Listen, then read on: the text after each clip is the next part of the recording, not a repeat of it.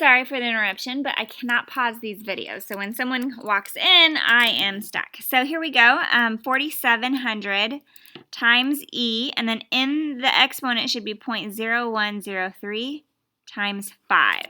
And so that is what I'm going to enter in my calculator. You can use Desmos. Just look for E in the alpha letters.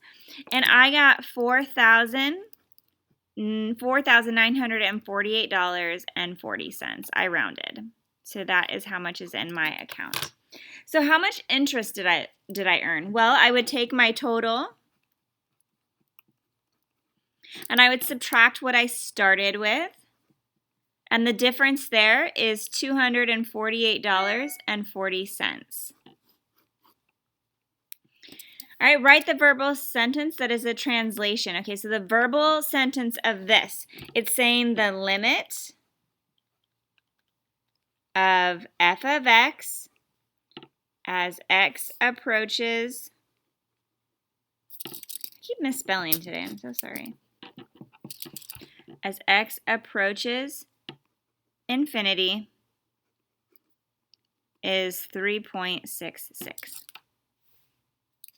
Now they'd like us, and you can use this for your homework, write the verbal sentence below symbolically. So the limit of g of x, so g of x, and I'm going to put, and it says as x approaches 0, so as x approaches 0 is 15.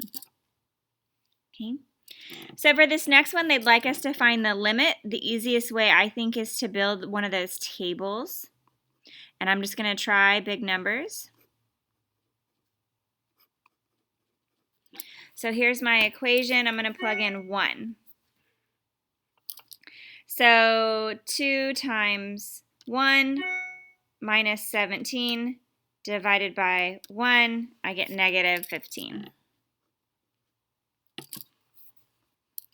Parentheses, 2 times 10 minus 17 divided by 10, and I got 0.3.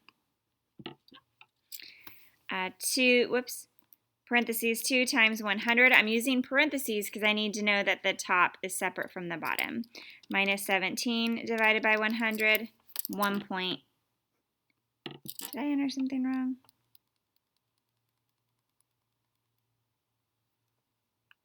$1.83.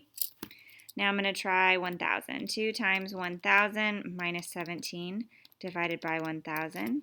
And I get 1.983. It looks like the limit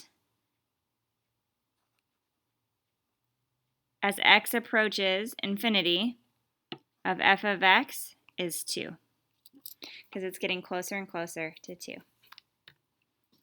All right, so this next one is just comparing all the different values.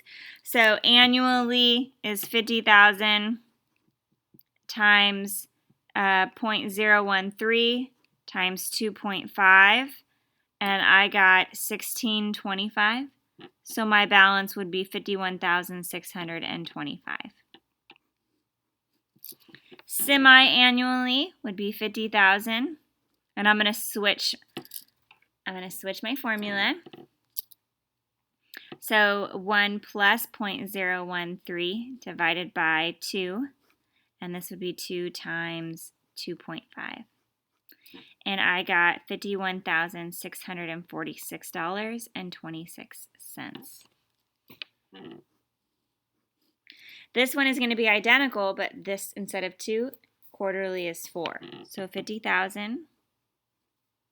1 plus my rate divided by 4, and up here would be 4 times 2.5. And that gave me $51,648.97. Monthly, same equation, I'm just changing this to 12. And so 50,000, 1 plus 0.013 divided by 12, and up here I would have 2.5 times 12. And that gave me $51,650.79. So as you can see, it grows a little bit each time. So annually semi-annually, quarterly, monthly. Now here, daily, I got 51,651. And we can skip hourly, continuously. Notice how close this is to daily. So very, very close. But for this one, I used 50,000 times E to the 0.013 times 2.5. All right. The next one, I'm going to skip. So for these, I used a table to do these as it suggests. So I just pick values, same values every time if that makes you feel better, like 1, 10, 100, 500. You can pick the same values for every problem. But I got 0.75, 3.7, 4.8, 4.97, and as I plugged in numbers, it got closer and closer to 5. I'm only going to do one more here, and for this one, I got 3. The values in the table got closer and closer to 3. So use a table. It comes out pretty nice. The last one I'm going to do, when A equaled 14,000 times E, 0.011. This says 9 months. So I have to multiply this by 9 over 12. So 14,000 times E to the 0.011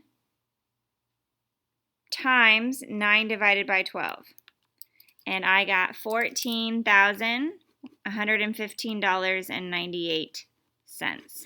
So remember, if it's not a full year, you need to change your exponent. So that is it for 2.6. If you need my help, message me. But that is it.